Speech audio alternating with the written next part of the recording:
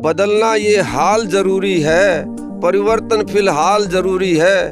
10 साल कांग्रेस का रहा पहले और फिर 10 साल भाजपा का कार्यकाल रहा। आप उन कार्यकाल को कैसे देखते हैं? आपका काफी लंबा अनुभव रहा है, कैसे कंपेयर करेंगे किसका बेहतर रहा या किसका खराब रहा? मुद्दा ये है कि उनसे मिलने के लिए कहाँ जाएंगे। कोई रेवाड़ी से है, कोई गुड़गांव से है, कोई दिल्ली से है। यहाँ मुकाबला किसी से नहीं है। क्यों पड़ रहे हो चक्कर में? कोई नहीं है टक्कर में। अतरलाल विपक्ष में नहीं रहे, किसी का स्पष्ट बहुमत नहीं आएगा। सीट रहेंगी कुर्री और अतरलाल करेगो पूरी। तो मेरी वरीयता है और मेरी प्राथमिकता है कि अटेली को उपमंडल बनवाएंगे, दोंगड़ा हीर को उप तहसील बनवाएंगे।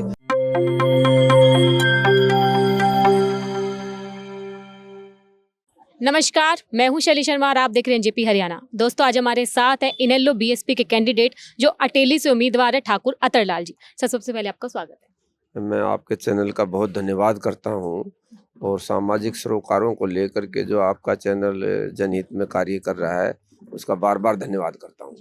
ठाकुर अतरलाल जी ने पहले चुनाव लड़ा था बीएसपी से ही, काफी सम्मानजनक वोट हासिल किए थे। आज हम इनसे बात करेंगे इनके चुनाव के बारे में। ये चुनाव लड़ेंगे तो इनकी क्या राजनीति रहने वाली है, क्या रोड मैप होने वाला है। सर, सबसे पहले आप यही बताइए, आपका क्या विजन रहने वाला है? अटेली के लिए आप क्या कराना चाहेंगे?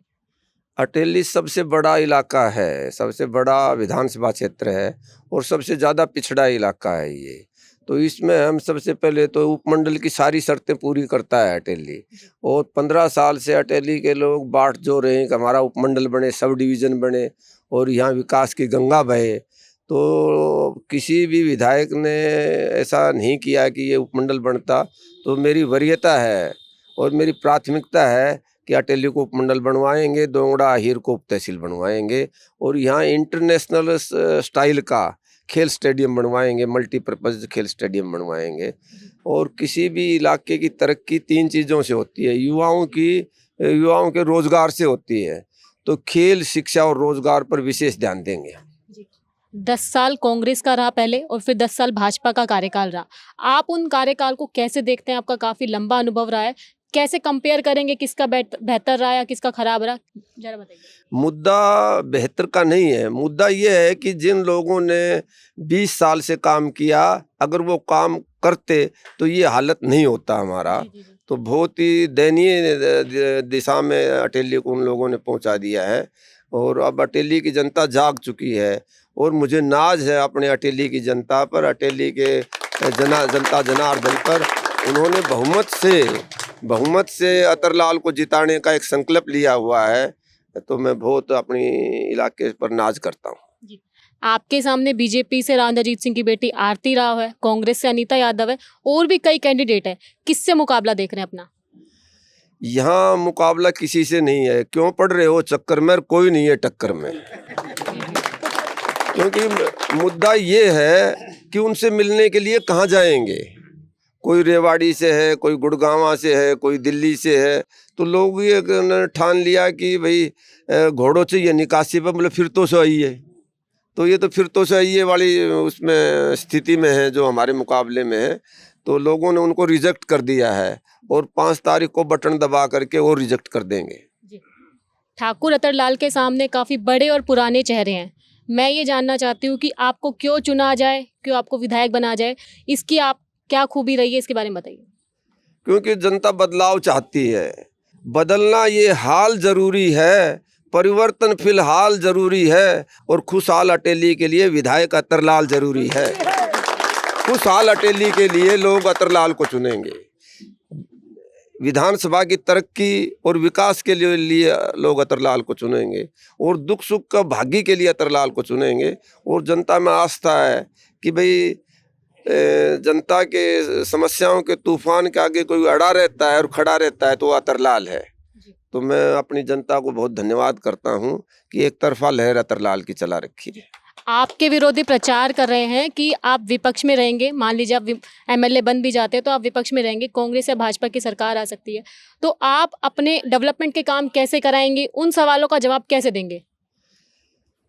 अतरलाल विपक्ष में नहीं रहे, किसी का स्पष्ट बहुमत नहीं आएगा। सीट रहेंगी कुर्री और अतरलाल करेगो पूरी। कुर्री समझते हो ना? एक बहुत ही टिपिकल हिंदी का शब्द है ये। कुर्री मतलब थोड़ी रहेंगी सीटें, किसी का बहुमत नहीं आएगा। तो उसको अतरलाल पूरी करेगा और अतरलाल सत्ता में भागीदारी रहेगी। सत्ता में भागीदारी रहेगी, अटेली की सत्ता में भागीदारी रहेगी।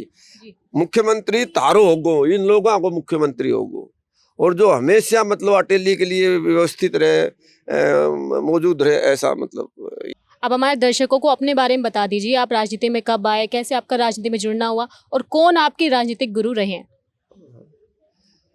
मेरे राजनीतिक गुरु मेरे पिता श्री सत्यवादी बाबा कर्ण सिंह हैं, और वो सत्यवादी बाबा कर्ण सिंह जब भी कहीं जलसे में जाते, राजनीतिक उसमें जाते, मैं जब तीसरी में था तो हरियाणा विधानसभा का पहला सर इलेक्शन हुआ, तो हमारे हल्का कनीड़ा हल्का पड़ता था, तो उससे आज़ाद उम्मीदवार के तौर पर राव दलीप सिंह ने इलेक्शन लड़ा, और घोड़ा का निशान था, तो हमने बहुत नारेबाजी की, भाई जीतेगा, भाई जीतेगा, घोड़े वाला जीतेगा।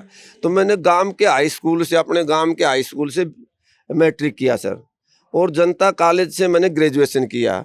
और मेरे पिताजी सत्यवादी बाबा कर्ण सिंह ने देश की प्रमुख यूनिवर्सिटी कुरुक्षेत्र यूनिवर्सिटी से मेरे को ला करवाया, और वो चाहते थे कि भी ला पढ़े, अतरलाल को ज्ञान होना चाहिए राजनीति का, ला का, जिससे वो जनता की अच्छी सेवा करे।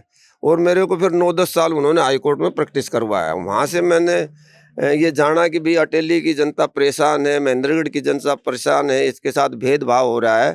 तो राजनीति का तो स्टूडेंट लीडर रहा मैं, स्टूडेंट मेरे को नेताजी के तौर पे बोलते थे, आज भी लोग मेरे को नेताजी के तौर पे बोलते हैं। और यूनिवर्सिटी में भी मैं कुर्ता पजामा ही पहन के जाता था, और लोग जब यूनिवर्सिटी में तो पैंट शर्ट पहनते हैं। तो शुरुआत में मतलब जो है ना, मैं यूथ लीडर रहा। सर, बड़े बड़े राजनीतिक दल है, आपने बसपा को ही क्यों चुना? बसपा जो पार्टी है ना, बहुत ही डाउन ट्रोडन की पार्टी है। दलित दबे कुचले लोगों के उत्थान के लिए कोई हिंदुस्तान में पार्टी है तो बहन मायावती जी की पार्टी है, जिसको बहुजन समाज पार्टी कहते हैं। सर्वजन हिताय और सर्वजन सुखाय के लिए कोई काम पार्टी करती है तो बहुजन समाज पार्टी है। तो इसलिए हमने ये देखा कि बहुजन समाज पार्टी में रह करके हम अपने इलाके का, हमारे प्रदेश का ज़्यादा भला हम कर सकते हैं, और इस पार्टी में भला हमने किया। और आगे भी सरकार बनाएंगे इन लोगों की, और बसपा की सरकार बनेगी, और हरियाणा का विकास करेंगे, और लोग ये समझेंगे कि अब हरियाणा माला माल होगा और सबको आनंद आएगा। धन्यवाद।